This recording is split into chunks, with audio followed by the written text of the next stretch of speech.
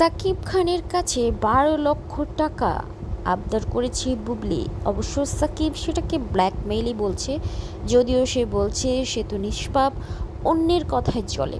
কাকে ইঙ্গিত করলেন সাকিব খান?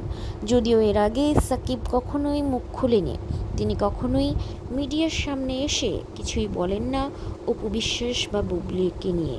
কিন্তু ইদানিং সাকিব খান এতই বিরক্ত বুবলির আচরণে, ঈদে যে কটা টিভি চ্যানেলে বুবলি সাকিবের পার্সোনাল বিষয় নিয়ে কথা বলেছেন, সেখানে সাকিব খান বলেন এই ব্ল্যাকমেল করে টাকা নিচ্ছেন, আমাকে শেষ করে দিতে চাচ্ছে, এটা কেন এতদিন পরে?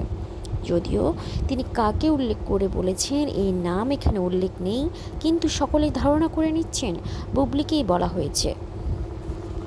এর আগে অপু বিশ্বাসও একই কথা বলেছিলেন, তার ছেলে জয়কে বিদেশে পাঠাচ্ছেন এসব নোংরামির জন্য। সাবস্ক্রাইব করুন।